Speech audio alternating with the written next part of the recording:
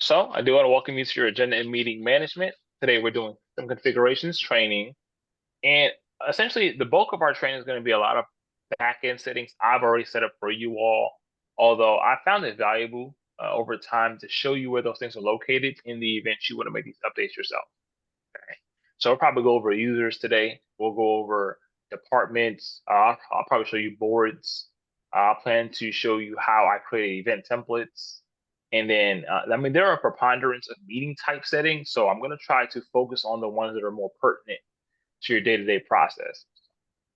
Yeah, let's get started. When you log in, of course, it's the dashboard, right? I always want to go first to this user menu, being this gold circle with your initials. And I always want to go to the preferences first. So what this preferences area does, frankly, the only thing I want you to focus on is this middle sentence, right? This does give you the ability to update your first name, last name, and your password. All right. So this is a sentence, but towards the end, you'll notice this cursor turns into a hand, indicating that this is now a link, right? So click this area, and then you can update your password. Everything else I would disregard on this page. All right. Just focus on this middle sentence, right? Because there's a link here. Next, email notifications. Here, there are a lot of notifications that you can receive alerts for from within the system. There are a few blacked out. I'm going to show you later on as to why these alerts are grayed out, although this area is where you can choose what alerts you actually want to receive. And as agenda managers, you all do determine what alerts are able to be turned off and what alerts have to be seen. Backup approvers. So here's where you can select someone to approve an item on your behalf. Okay, you would choose a name. Thereafter, you choose a duration. So they could be your approver for perpetuity. Perhaps you're going on vacation for a week or so. Click date range. You can determine, hey, I want her to be my approver only for this week. And promptly after this date, they will fall off as your approver. And then you could always re-add someone as needed. Okay. And that causes the email to go to the approver instead of you? You'll both receive it actually. So it will only require one person to approve. However, both people would receive that notification. Okay. Yeah. And I know you probably missed it, Christine, real quick on this front page. We did go to the user menu. We went to preferences and disregard everything else. The only thing I wanted to focus on is harken on this here, right? This is a sentence that towards the end turns to a link. And here's where I always recommend people to go to update their password or change their first and last name. Okay. Yeah. Any questions about updating your password? Perhaps choosing the alerts you want to receive from within the system, or selecting your backup approval. In the email notifications, you said that those first ones that are unchecked, you suggest to not have those checked. Is that? Oh, no. Well, essentially, first of all, the creative agendas, I'm constantly testing your design. You don't want to be annoyed with these type of alerts. So this I turned off intentionally. However, the others, these can be turned on like whenever you want. I'll show you later on how to get to these settings, and you can determine whether you want them to be on going forward. It's completely up to you. Okay. Yeah. All right. Next, I want to show you the Help Center. I'm gonna mention this area ad nauseum, but it's a great resource for me, and we also make it available to you. It's right here in my toolbar. It's called the Help Center. What it does is it gives you the opportunity to look up all the features of the site. So if there's something you want to do, you don't know how to do it, this is where I would direct you to go, right? In this text field, this query field, you type in, today we're doing backend stuff, so I'll just type in users, right? So it gives me some articles pertaining to users, and then if I scroll through, it'll show me some articles that may be useful to me. Let's say, for instance, I want to edit a user's details. So I'll click that. It'll give me a couple of options of how to do that. Now, this first one is my preference, frankly. I am spoiled to do. I have a couple monitors, so usually I have my work up on one monitor, and then conversely, I'll have this on the other. And what I'll do is I'll just look at this tutorial and I'll click through, right? And it gives me a facsimile of the site. So I see exactly what I see when I log in. And these red outlines indicate, hey, where should I be clicking? So this tells me exactly where to click. And as I'm clicking, it's telling me on the right-hand side what I should be seeing to ensure I'm moving with accuracy. Very Nice. simple to follow. Yeah, I'm a tactile learner, so I like to do things as I learn. However, you may ingest information differently. So below here, we do have screenshots with numbered instructions directly above it. And keep in mind that red outline merely indicating where you should be clicking in order to accomplish this task. Okay. And keep in mind, And it's the same information, it's different presentation. it Go says ahead. there that we can't change usernames or email addresses for other users. Can we reset their password for them? Unfortunately, we cannot. I don't even have access to do that. Typically, in their preferences, they have to do it on their own. That's why when you go to Okay. preferences and you come to this area, they can reset their own password, but I myself don't have access to change your password. Okay. Even if they forgot it, they can. 'Cause Unfortunately, no. they wouldn't be in, so If they forgot their password, typically if you forgot your password, like there's a forgot password button, it will send you a link to your email and have you okay. validate that way. Okay, good. Thank you. Of course. Any questions about the Help Center or the functionality behind it? Let's move No, forward. I don't think so. Okay, good. We're gonna go to settings now. This settings button is only gonna appear if we have that within your user access button, and I'll show you later. Most users won't have this button available to them. So if they ask you, just let them know that's just not part of their permissions. Okay. We're gonna go to users first, and go to here's basically a list of users I've imported thus far. Right, it gives you the first name, last name, email, basically information about the user. More importantly, their status, right, whether they're active or not. And if you want to add a new user, it's very simple, right? You click new user, come to this template, and fill it out, right? You fill out their information, you click what access you want them to have. Now, frankly, my colleagues call me lazy. I say I'm efficient. I'm not doing this, right? I copy users. So I would find a user with a similar level of access and just copy that user. Okay. So if I click copy user, essentially anything aside from their email address, first name and last name will be copied. So from phone number on down, all these pieces of information will be copied over, right? So you want to ensure that you're copying a user with a similar level of access as the new user, okay? So that copy user button is one of my best friends. Hopefully you all get acquainted. But while we're here, I'll show you other things. We have users my signature image. So you can upload a picture of your signature and utilize it throughout this site. Frankly, I know a more flexible place to put it. So I would recommend putting it as a snippet, which we'll go over later. But if you do want to utilize a digital signature, let me know. I'll upload it and then I'll show you how we can apply it to your document going forward. My user's avatar image. So you do kind of want to make your profile your own. I've seen dogs, children, festive photos. I've seen a preponderance of inappropriate photos. So I always have to tell people, hey, your HR can see this, your team can see this. It's not private. So anything placed here, yes, have fun, make it curate for your style, but we want to make sure that it's work appropriate. So this is somewhere you can upload a photo. Okay. Uh, we have impersonate and delete. These two buttons aren't available to you because they have a CP in the upper right hand corner. Frankly, I'll show you how you can not delete a user, but get rid of them going forward. So you wouldn't really get rid of them per se. Like I would always recommend making them inactive, right? So now they can't enter the site. Thereafter, I would hide them from staff lists, hide them from approvers lists. So going forward, they can't be part of any processes, although whatever work they've done will remain intact. That was a big problem in the past where the users will be deleted, but the work they've done may be tied to other people. So rather than create holes in other people's work, we just simply decided to, okay, we're going to set them as inactive and then hide them from future processes so it doesn't cause any issues with anyone else. Okay. We went over copy user, reset password, basically a decoration button. I mean, I always recommend coming here to the preferences area and clicking this link here. For some reason, that reset password button doesn't work as efficiently as going to that link. So I don't recommend it. Okay. Current access. This tells people what you have access to. Because Renee is a agenda manager, she does have access to everything, be it meetings, events, and analytics. Although As a standard user, they probably only have access to meeting. Okay, so they can only access agendas. The last login tells you, hey, when's the last time this person logged into the system, date and time.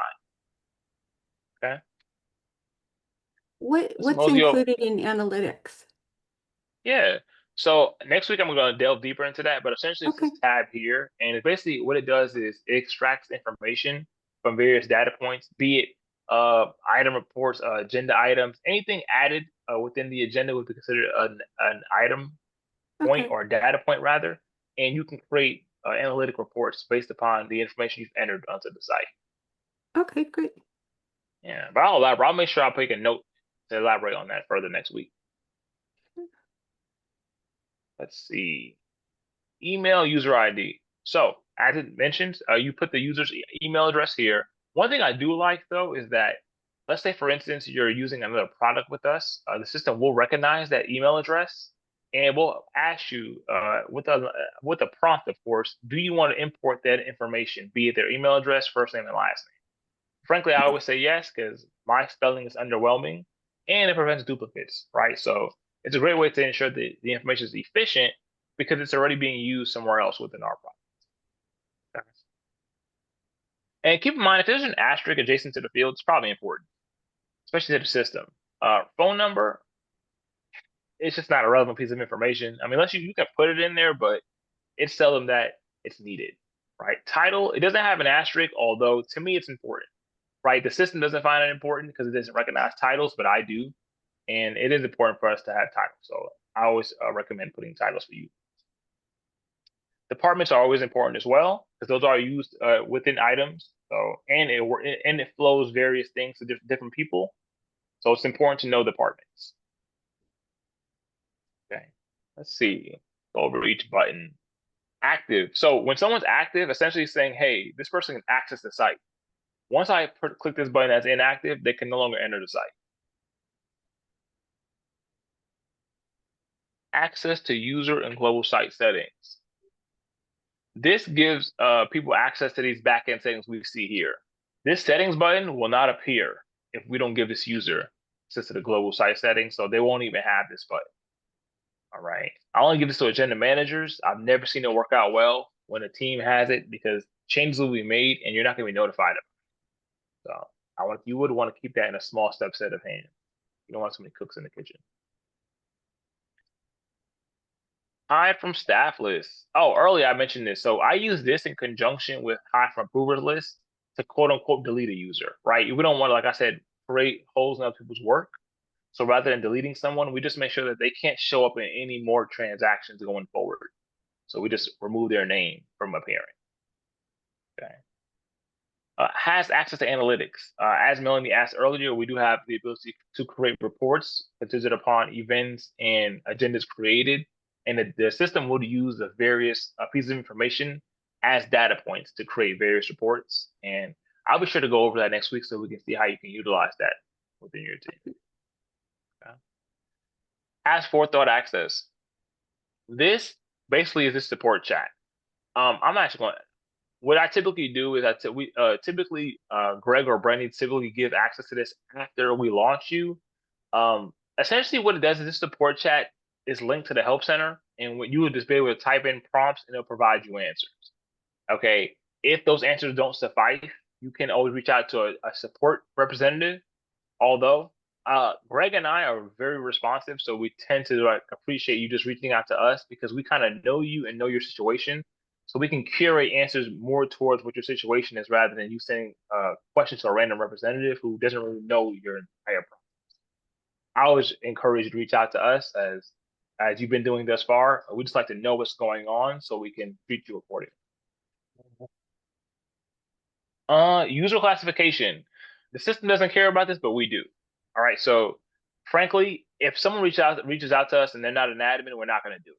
I mean, that's just bottom line. We can't have too many people reaching out to us for high level changes because in the past, it just causes a lot of confusion and frustration within the team. So if someone's not marked an admin and they reach out for a modification, we are going to reach out to you all and ask them, why aren't you reaching out rather than having them reach out because they don't have the classification for that. Okay. Michael, this is Peggy. Yes. That go back to that has forethought access. I'm looking at my account and I don't have that button on there. So what was that again? As for the what, you said you don't have, let's check it out. I don't have that on there.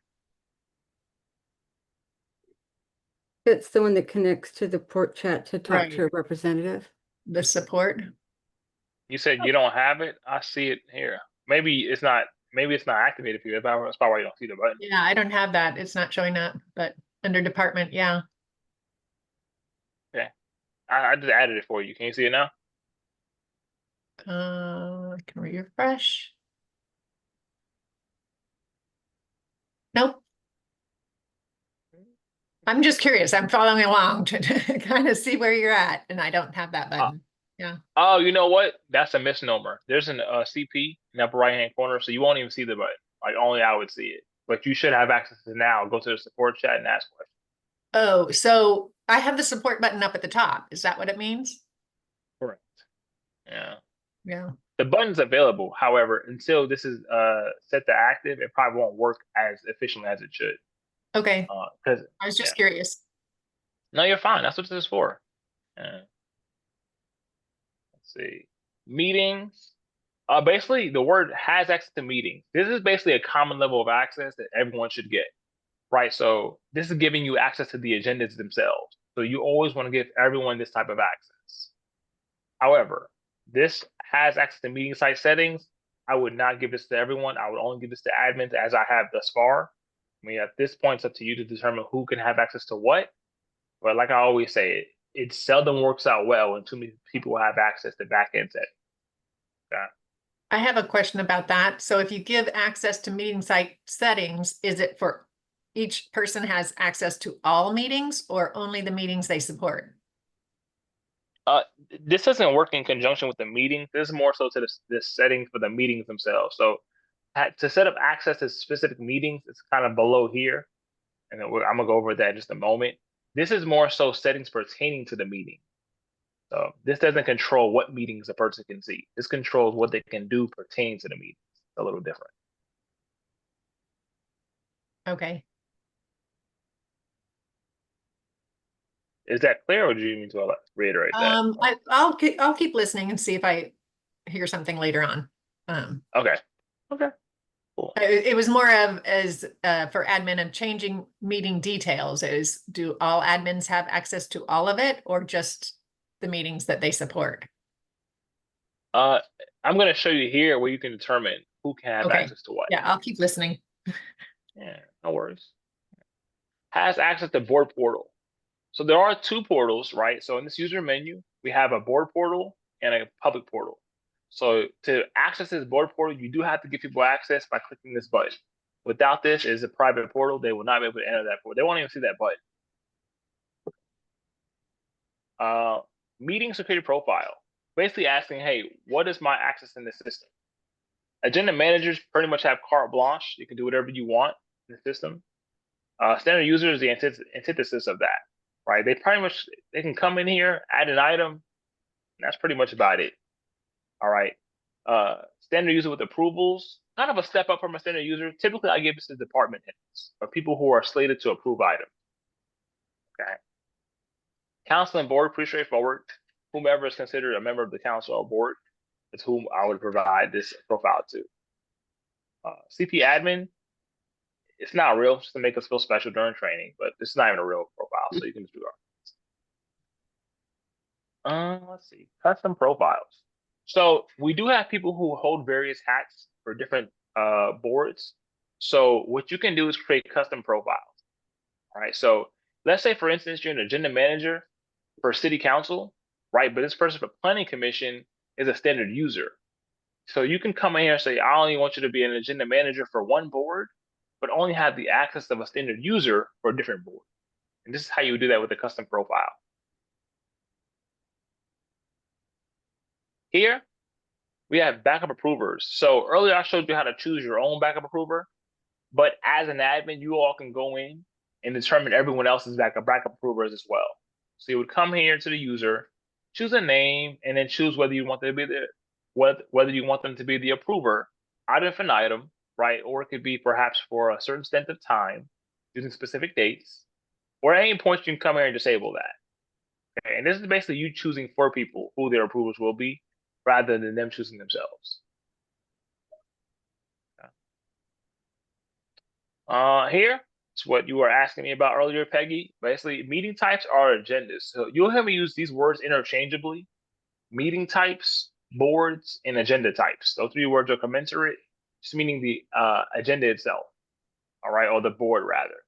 Mhm. So here, a user has access to all meeting types. But if you want to make sure they have access to only specific boards, you can come in here and then choose those boards, either typing it in the text field or just clicking, choosing from this drop down and saying, hey, I don't want you to have access to these three boards. Other than that, you can't enter those agendas. Mhm. Okay. Similarly, we can do that for agenda items, right? So right now, this user has access to all agenda items. Although, if you want them to only have access to the items they create, you can do that. You can click this button. You can say, you know what? I only want you to have access to the items within your department.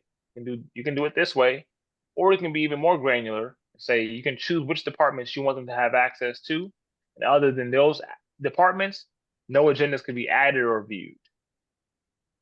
Okay. Events. So the word events basically means meetings.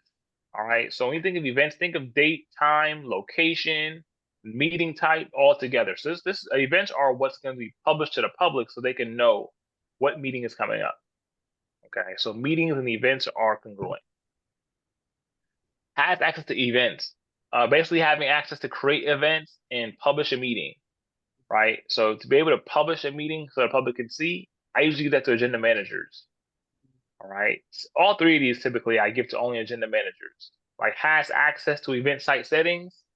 There's really no reason why a standard user needs to access that unless they're creating events. For the most part, that's usually your position who's doing that, so I don't give them that kind of access. Access to create and edit events with selected templates. So templates, I'm actually going to show you that today. These are basically going to save you time. So these are basically fields that are entered with the name of the meeting, the address, and the frequency. So we can create the meetings in bulk and publish them so the public can know in advance when meetings are coming up, right? Hopefully those will curtail those phone calls and inquiries as to what time a meeting is going to start or where it's located. It'll be on the public board already, so people can refer to that when they want to. And I'll go over that today as well. But that's the end of the page. Okay. Anything you'd like to review in regards to these user details? No, I'm just curious if you have single sign-on available at all. Yeah, we do have IDP. Yeah. I had a quick question, and this might be early, but when you said that the public will see that we have meetings coming up, so this is tied, the agenda is tied to the calendar. You don't enter them separately, correct? The agenda is tied to the calendar. What do you mean by Like that? an event is tied to the calendar, and you don't enter the calendar item separate, correct? The calendar you on the website? Yes. I can request to have that integrated for sure. It's not naturally integrated, but I can request to have it. Oh, okay. I kind of thought it was. So when you said It that the can public be. can see a meeting's coming up, they don't look at the calendar? Well, we have a portal, and typically towards the end of our conversations, perhaps either Greg or myself would discuss embed options with you in regards to embedding the portal within the site. So the calendar that's used for the portal would be visible on the site because we would embed it. Okay. I'll look at some of the other cities to see specifically how that works. Okay. Anything else pertaining to user details? No? All right. As we move along, keep in mind there are breadcrumbs on the top. I used to get lost a lot when I first started, but these were very helpful to me. So if you ever do want to know where you are, in site settings, inside of global settings, within a user's details, go to departments. So here are the departments that are currently in place for your team. At any point, you can add a new department very simply, right? We have a new department button here, and you would give it a name. Disregard the notes, not pertinent to anything. Approval number 1, I did set up your approval templates, but this is not where I did it. Here, it's sort of implicit knowledge between myself and the system that whomever is placed here is considered the department head. So if I put a name here, it will be considered whomever is the head of this department. Okay, typically that's an assignment that's provided after these trainings, just so you can go around the site and get familiar. But I always recommend putting the head of the department adjacent to each department, so the system knows where to prompt various items. Everything else can be disregarded. So when you come in here, I would just give the department a name and then choose whoever I would slate as the department head and then add that department. Okay. Similar to users, we don't delete departments because the items are tied to these departments, so we always hide them. We don't want to create holes in other people's data. So we just hide the department. So going forward, they cannot be used in future processes. However, in whatever they have done will remain intact. Okay. You can always edit a department, and at any point, you can always add a department when needed. Okay. Any questions about departments? Usually pretty straightforward. All right, let's go to boards. Boards, like I said, I use this synonymously with agenda types, and I use it with meeting types. Right? I use them interchangeably. Basically, all the boards you have up to this point. And if you want to add a new board, click New Board and Committee. Give it a name. Browse, call this test. And you can add members. You always want to try to add the members of the board, because these names are what's going to show up during the minutes training in the module for roll call. So it is pertinent to have these names placed within the board so we can take roll call appropriately. That'll probably be an assignment I request via follow-up email. Any questions in regards to adding a new board or adding the names? Nope. Unlike departments, this button is not decoration. You can delete boards. And if you have a city manager or a mayor who requests their name be first, which I have a lot, we can reorder names, okay? So keep in mind, I'll say Ariel's more important to me. I'll go ahead and put Ariel's name first. And then at any point, that's how it's going to show up on the roll call as well. Okay. Let's see. Let's go to events from here. So we're going to events and public portal. And here we have event categories and templates. Okay, so these categories are a filtering option on the portal so the community can narrow down what kind of events they want to see. So it's very easy to add a category. Right now we have city council in general. Sometimes they correspond with the meeting type, sometimes they don't. It's really up to you all, right? If I put a new event category, I just put test in here. No matter what I add, it'll now be an option for me to add to one of these templates. Okay. So if I open one of these templates, I went to the action button. It'll give me some information, right? This name, public facing. So keep in mind, whatever you place here is what's going to show up on the actual portal, right? The category, I just chose city council, but if I wanted to choose test, like I just added, I can always modify the category, and that's going to help the community narrow down what kind of event they're looking for. Okay. Notice, there isn't a notice I would put on the template because these can be made in bulk, right? So you don't want to have 12 notices for the year, and it doesn't pertain to each meeting. Next week, I'll probably show you a more valuable use of this, but typically a notice is like, for instance, if the building was flooding, you could put right here, like meeting location change in the name, and then put a notice to elaborate on as to why the meeting location has changed, right? So, hey, location has changed due to flooding. So you kind of give people an information prior to coming to the meeting as to what's occurring, so they don't find out last minute. Is this where you would put like a canceled meeting notice? This is the text field, but I wouldn't put it in the template. I'd put it within an individual event. But yes, I would put it there, and I'll actually demonstrate that for you next week. Okay. Keywords, these are akin to like tags from social media, basically helping people find information on the agenda. Let's say I put coffee and donuts for keywords, right?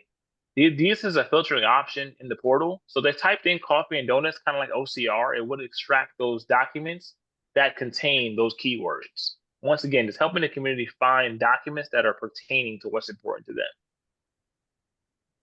Okay. Address, pretty straightforward. I try to always put the name of the building adjacent to the actual physical address, but I mean, formatting is always your prerogative. Media pause message. So whenever you live stream with us, we have CP Media, and you live stream with us, we do have the ability to pause the stream. And when it's pausing, people typically want to know why the stream is stopped. So you can add sort of a message saying, hey, we've paused the stream due to this reason. So kind of just conveying why something's going on within the stream. Here we have schedule. This is where you set up that reoccurrence, the frequency for the template. Right now I have a monthly reoccurrence that starts at 6 p.m. Right, and I have this template that's going to repeat the second Tuesday of every month. Okay, and I have no end date. So when I create this event, essentially it's going to create enough events up until next year, September 2026, right? One for every month. And it'll have those events available so the public can see the upcoming meetings. However, if a change does occur, you can always update those events at any point. Right? Nothing's immutable. It's just here to kind of save you time, but nothing is set in stone for that matter. Okay. Any questions about these event templates? I have one question Sure. about the message for pausing. So Yeah. if you were to, is that if you actually clicked pause and you were no longer recording the meeting? Yeah. So with CP Media, like you pause it, like it would stop the stream. But I mean, I don't want to stop as a misnomer. It would pause it because stopping is going to actually stop the recording and start recording. It's going to start formatting the stream, but really it's not formatting it. It's just pausing it so you can resume. Maybe it's like a closed session, like something may be changing over.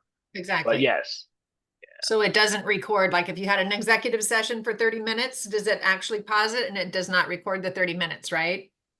correct. Yeah. Okay. And can you have more than one message in there or not? More than one message. What do you Like mean by that? the council took a 5-minute break and then one other message in case they were pausing for something. That's a good question. I don't want to speak erroneously. Let me pull up my notes and ask. Good question. Just curious. I mean, one message is probably fine. No, but now I'm curious. That's actually a good question. Mhm. Okay, I'll find out and I'll get back to you on that. Great, thank you. Can you tell me what format the recordings are stored in? Ooh, a lot of good questions today. I do not know. Okay, no problem. I can find out. Let's see. And when you say format, are you referring to, could you give me an example so I know how to request that Oh, information? like MP4 or MP3, just what file they come out as, what Okay, file I know type. where to look. I know where to look for. I don't know off the top of my head, but I know the resource to find that. So I can get that Okay, information to you and follow up with you via email. no problem, anytime. Appreciate that. Anything else? Nope. Okay, move forward to meeting settings. So earlier when I was saying meeting access to meeting settings, this is more so I was referring to like the actual settings behind meetings like this. Okay, so this button won't be available. So whoever, first of all, they won't have a settings button, but if they did, they wouldn't even see meeting because it's a lot back here. So let's see. Right here we have, let's start with templates. Approval templates. This is where I've set up a lot of templates for the approval process right now. This isn't the end all be all, but this is one area that I've set them up and then I've applied them in an entirely different area. But basically I've give the template a name. I went in and just put the names of individuals and then I actually added the names of who are going to be the individuals slated to receive the item, review it, give feedback and approve it, or send it back if modifications are needed. Snippets, one of my favorite things. Snippets are basically where you can come and create boilerplate code, not code, boilerplate excerpts. It could be items, it could be entire ordinances, perhaps just the frame of it. But anything you know you're going to reuse on an agenda, rather than typing it in over and over, you can create a snippet, give it a name, and then create it here, right? It could be a chart. I've created fiscal charts. I've added signatures here. Anything you think of that you might need, but you can come in here and tweak. So you can always add a snippet inside of a snippet inside of a snippet and make modifications. I mean, really, there's no limit, right? It's a little bit of work on the front end because you want to build them out. but going forward, you can always come in here and update them so you don't have to do it in the days to come. So if you ever do have anything in mind that you'd like to create a snippet for, let me know. I can carve time out for you, with you rather, and do it. Or I can do it for you. I can send you instructions. Either way, I find immense value in using these. So I encourage you to think of ways that you can utilize it to help save you time within your agenda building process going forward. Okay. And is this where you recommended we put signatures instead of under the signature file? Absolutely. Okay. Yeah. What I would do is usually I would request images of the signatures, and then I would put the name of the individual and the signature behind that, or in front of that rather, and then I would just upload the signature as an image here. And then I would drop into the document as needed. Okay. Email settings. Earlier, we went over email settings in the preferences area. Here is where they're all located, right? So a lot of them are grayed out because they're not active right now, right? Specifically, agenda created. I've created a preponderance of agendas, and you would have gotten copious alerts, and it would have annoyed you. So I just turned that off. But at any point, you can come in here, peruse this list, determine what's important to you, and turn it back on, right? But there are two options here. One, you have global account settings. So that means if I turn this on, everyone's going to receive this alert, right? I'm just going to be a tyrant. I don't care if you want it or not, you're getting it, right? Although I could be a benevolent dictator and say, you know what, I'm going to give you a choice. And I can click this button, and now the user has a preference. So if I go back to my preferences area, I'll now see my email notifications. This is turned on, and I have the option to choose to take it or not. Okay. So basically, a user preference gives them the ability to choose whether to receive the alert, and global account settings turns it on and says everyone's getting it, regardless if you want it or not. Right? Security profiles. We kind of skimmed over this earlier in regards to what your position is within the system, right? You all are agenda managers, so you have access to everything, right? And what happens is you can come in here and determine, oh, so we have new features. Every day is new features. Look at this. Right, now you have access to everything. But at any point, you can come in here and you can see what all you have access to do, right? It's a lot, but I mean, it's good to know what you're able to do within the system. A standard user, as I told you earlier, kind of the opposite. I mean, they really can only come here, add items, add a task, and that's really about it. I mean, but if your users need to do more, you are more than welcome to come in here and update these profiles. These are kind of what we get from feedback from our customers, but if it doesn't align with your process, come in here and change it. I want to make sure your process is running smoothly, and I don't want to hinder that because of feedback we've got from other people. Okay. But if none of these out-of-the-box profiles work for you, you can create a new one, right? We have new security profile. You can give it a name, and then you can just come in and choose which one people have access to within the system. Right? And then assign it to whoever you want to. Okay. Let's see what's next. Designs. I am going to save you the rigmarole of going over this. This would be a 20-hour course, frankly. This is why I hearken back to always telling you all, if there's updates you want, even to this day, let me know. My goal is to have your templates in place to where you don't even need any modifications going forward, rather than minute details, within the agenda itself. But design-wise, my goal is to make sure that you're comfortable with what you have. So at any point, let me know. I'm willing to update it because it would take us hours to go over these design templates and how to manipulate them accordingly. Trash can. This is where I go to delete things that I made errors on or I need to make updates on. So this is a soft delete. At any point, you can come in here and retrieve what's been deleted. Okay, so this chart gives you information pertaining to what's been deleted, and this time left column indicates how much time is left, right? This message tells you all deleted content is available to be restored for a period of 30 days. So you have about a month after you delete something to come back and get it. All right, so you can always come here and click this button, it's restore button. And if you want to delete it permanently, you can always just wait 30 days and they'll do it naturally, or you can click this permanent delete button and it'll go all the way down here. And this is the ethers, the abyss, the purgatory. I mean, none of us can touch this. We're just like window shopping, you know, we can look what we can't touch. But it's good to know for record purposes, right? I want to know where things are. So if it's here, unfortunately, I don't have access to this. My support team can't touch it. Although you know where it is. Okay. Here we have confidential attachments. Anytime you want to have an attachment be confidential and have a subset of individuals be the only ones who can view it, you would come here, click new confidential attachments, give the group a name, and select who you want to be in that group. And then these would be the only people who could see that attachment. So the item would not be confidential. However, the attachment would be. And then you would select this group upon creating the item, whatever the group name is, and they would be the only people who could see this attachment. Okay. Default items, these are items that you want to add to the agenda, such as minutes. So if I knew I was going to approve minutes every agenda, I would add it as a default item because I could have it just appear on the agenda by default when I create the agenda. Okay. So anything you could think of that you want to be added as an item by default upon creation of the agenda, let me know. I'm happy to add it as a default item for you. Okay. Data source options, there's a lot here. Basically, these are options that can be chosen for various areas within the agenda.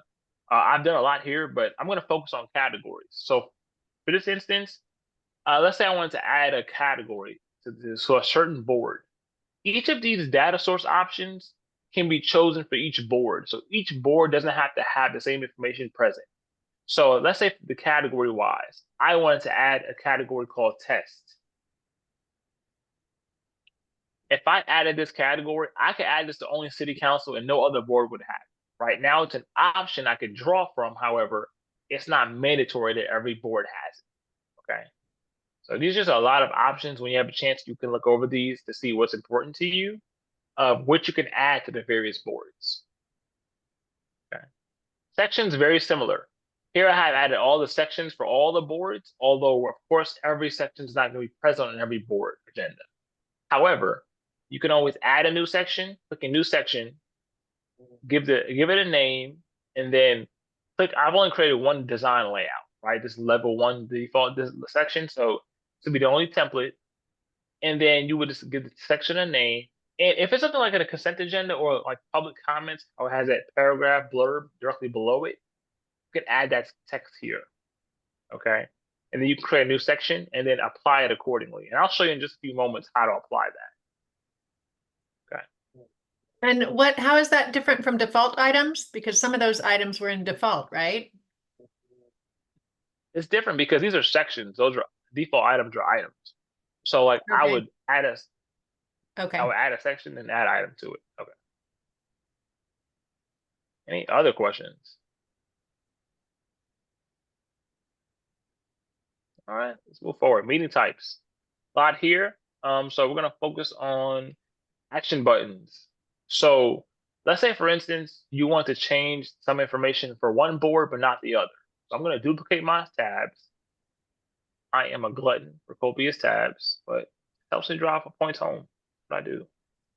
So I'm gonna go to your layout for your agenda, and I'm gonna also pull up action button. So this action button, this one's called custom data, right? We're gonna pull this one up. Actually, I'll pull it up here. And we're also gonna pull up default text. So these work simpatico. Okay, so what this first one does, custom data, it has something called agenda custom text. You can label it if you want to, right? You can come here and label these. But what this does is I made it visible, so now you can see it, right? This is a placeholder. I've added this same piece of code, this agenda custom text code. I've added this here, right? Agenda custom text 1. So that means anytime I have this header, I can have different information pull up or appear rather for various boards. So I can have the same board, regular city council has regular business meeting here, right? But if I went to a different board, it may have something completely different. It may have this regular meeting, right? If I go to ethics board, let's see what we have here. Regular business meeting. So I have varying pieces of information pertaining to whatever that placeholder, in this instance, being agenda custom text 1, which I've also placed here in the header, agenda custom text 1. So every time I want a different board to display different information, I can have that updated here. Right? Does that make sense? I would have those as placeholders on the layout. And then each board, I've added that code so you could always come in here and update what that information displays upon creation of the agenda. Are there any questions surrounding that?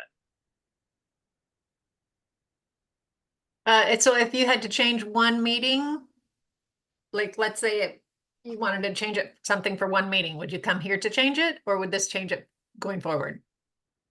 I would change it somewhere else. Yeah, okay. I'm gonna show you next week This what it is the changes. permanent, the regular meeting, yeah, okay. Exactly. All right. Default items. Default items right now, I do have a couple added for you. For example, under consent agenda, I have these 3 default items. And earlier I showed you where to create them. Here's where you would just add them, right? You would simply drag and drop in that default items list. You just drag it and put it under the sections you need it to be appeared under. So going forward, when you create the templates, they would appear for you by default. Okay. Purple pencil, kind of like an edit button. For the most part, everything here has been updated. There's nothing really here to show you. If you ever have time, I would peruse this, and then if you have questions, let me know. But for the most part, most of this has been set in place already. Okay, what's important really is this drop down area. Like for instance, options. Earlier we called it data source options earlier. I added a category called tests. We recall. Here's where I would add that category to this board only. So if I wanted this category to be available for this board, I would click test, save that, and now it would be available for this board. Okay, and this board only. And the same thing would go for any of these other options. Sections work very similarly. Here's all the sections available, but these are ones I've used for this board. If I want to add one, I can simply click it, save it, and then it would appear for me. There we go. Very sensitive. There we go. So if I wanted to reorder it, I'll reorder the section as needed. So if I added a section and it wasn't where I needed it to be, I can always come in here and just modify whatever area I need the section to be replaced to. Okay. Item reports.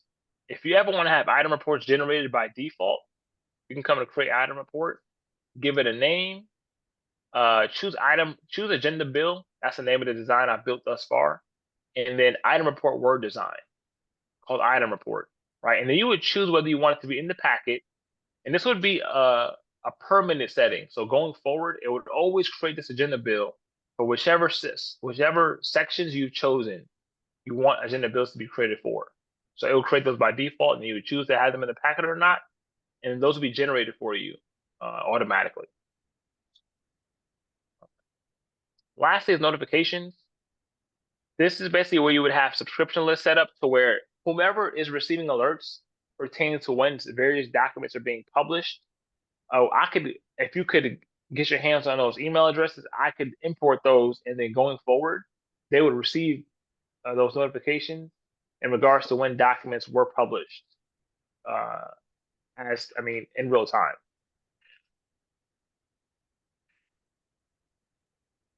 Okay.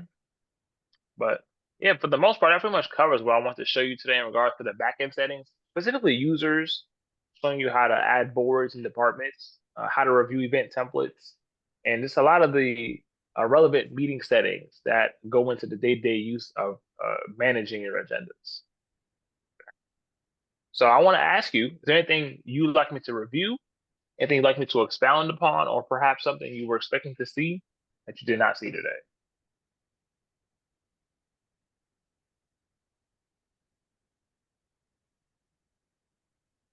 I don't know.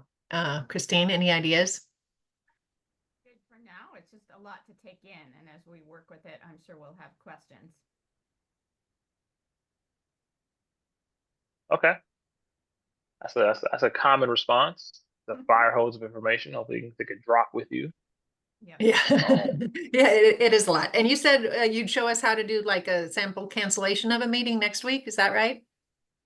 Sample cancellation. Could you Like if elaborate it- on that? Oh. Well, if a meeting was canceled, how would we know to put that notice in? Oh yeah, definitely. I have that in my notes already. So I got you down. Okay. Anything else? All right, I've been babbling for a bit.